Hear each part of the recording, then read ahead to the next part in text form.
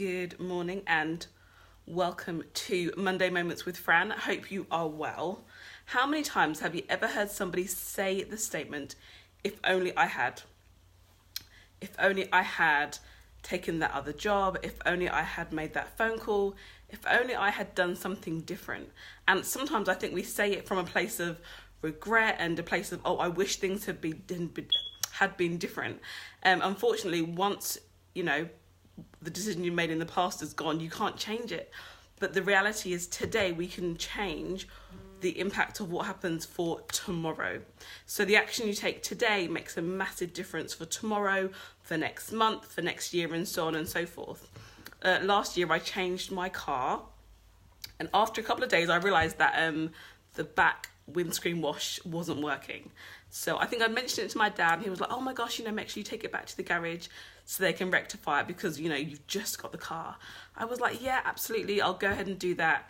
And one day turned into a week, turned into a month. He mentioned it again. I was like, yeah, definitely going to find time to do that.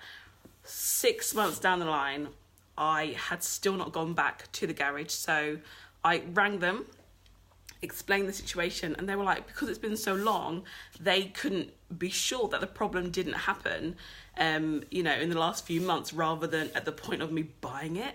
So if I wanted them to look at it, I was going to have to pay, I think, an initial assessment fee and then actually pay for the work to be carried out, which was not the best outcome. And so, I can almost sit in the place of thinking, oh my gosh, if only I had done it when I was reminded or when I was told, but you can't change what's already gone, but you can change future outcomes by what you do today.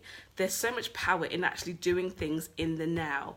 A lot of times we may say, yeah, I'm going to get round to this, or I'd like to kind of, even, you meet somebody in whatever context and you say, yeah, we should go for a coffee, let's catch up.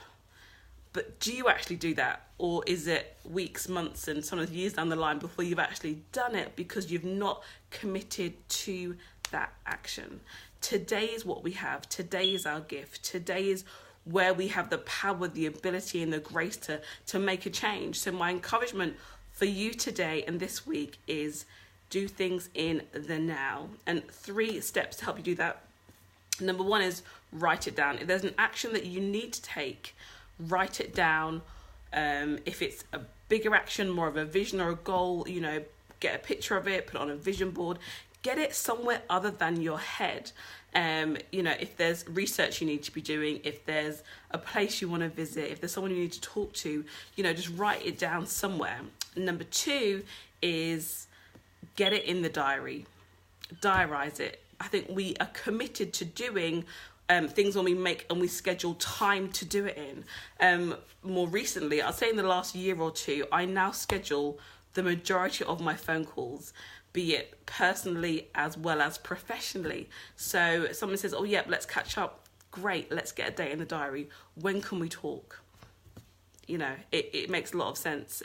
Even simple as if I've got a task to do, contacting somebody and when I remember I can't do it on that day.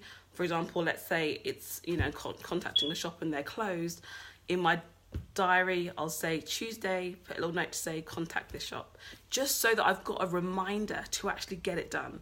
So like I said, number 1 is write it down. Number 2 is get it in the diary and commit to do it. And number 3 is tell somebody and ask them to check in with you about, have you done that particular action? It's called accountability, getting someone to hold us to account for what we say we want to do, what we say we are committed to doing. When I was studying, I'd often text, or ask a loved one to say, please check in an hour's time. I just want to make sure that I'm working to a schedule and that I'm on track.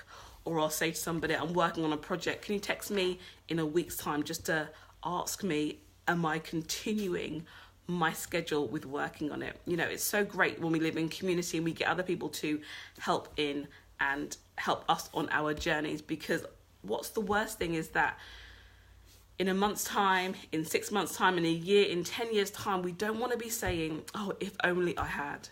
I've spoken to people in their latter years, I'm talking in their 70s, who say things like, if only I'd written that book when I was in my 30s. If only I'd actually made the decision to complete the course. If only I was bold enough to start the business. And I think that's kind of sad. I think it's unfortunate, but it is part of life. However, there's always lessons that we can learn from other people. And so when we have today, when we have the now, make the decision, make the steps now. So like I said, in a few months' time, you're not thinking, if only I had. Hope that's been helpful. Have a fantastic rest of your week. Go and encourage somebody else also. God bless you.